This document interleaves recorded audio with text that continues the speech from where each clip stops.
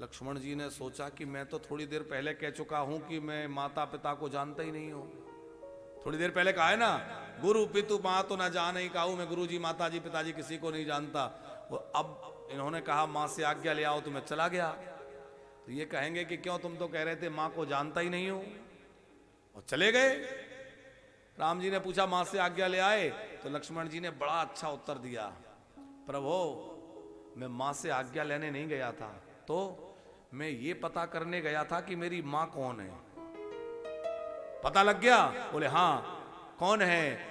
बोले सुमित्रा जी ने कह दिया, तात तुम्हारी माँ तो वैदेही, पिता राम सब भांति सनेही। मेरी माँ तो जानकी जी हैं और आप मेरे पिता हैं। राम लक्ष्मण जानकी तीनों दशरथ जी के पास पहुंचे हैं। देखकर महाराज व्याकुल हो गए, क्या जानकी भी जाना चाहती हैं? क्या लक्ष्मण भी? महाराज अत्यंत व्यथित होकर विलाप कर रहे हैं।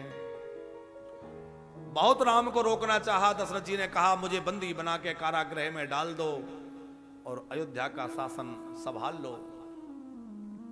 लेकिन राम जी ने कहा, पिताश्री यदि ये काम राम करने लगेंगे तो ये दुनिया किसके भरोसे रहेगी? है हमारी संस्कृति वो नहीं है जहां पिता को बंदी बना के राजगद्दी हत्या ली जाए। या तो ये काम कंस ने किया या ये काम मुगलों ने किया। मुगल संस्कृति में ऐसा बहुत बार हुआ है कि अपने ही पिता को बंदी बना लिया और एक एक बूंद पानी को तरसाया। लेकिन हमारी संस्कृति में ऐसा नहीं हो सकता। हमारी संस्कृति वो है जहां महाराज दशरथ के वचन की रक्षा के लिए हंसते हंसते श्री राम वन में चले गए और 14 वर्षों का वनवास स्वीकार कर लिया। लेकिन अपने पिता के वचन का कहीं त्याग ना हो जाए, उनका सत्य ना चला जाए। पितु आशीष दे, पितु आशीष आयसु मोहि देजे, हरसु समय विस्मय कत कीजे। और दशरथ जी बिलख पड़े। दशरथ जी ने क्या कहा? और करें अपराध को और पाव फल भोग, अति विचित्र भगवंत गति, और को जन जान ही जोग। अपराध कोई करे फल कोई भोगे, ये राम का क्या अपराध है? लक्ष्मण को प्रणाम करते देखा, महाराज मूर्छित हो गए। कैकेयी ने बलकल सामने लाके रख दिए। राम को बलकल पहनते देखकर महाराज दशरथ हृदय फटा जा रहा है। आज कहां तो इस सिर पर राज मुकुट होना था, कहां तो राम के अंग में राजसी वस्त्र होने थे, और कहां बलकल। लक्ष्मण ने भी बलकल पहन लिए। कैकेयी ने जानकी जी को बलकल देना चाहा। वशिष्ठ जी वहां उपस्थित थे। उन्होंने कैकेयी को फटकार लगाई, महारानी वनवास राम को हुआ है, जानकी को नहीं हुआ। मैंने बहुत कुछ देख लिया, सह लिया, लेकिन यदि तुमने हमारी पुत्र वधू, हमारे कुल वधू जानकी के आभूषण उतरवाए तो अब मैं सहन नहीं कर पाऊंगा, श्राप दे दूंगा, अयोध्या जल के भस्म हो जाएगी। जानकी के आभूषण नहीं उतरवाए। और माताओं से आज्ञा ली है।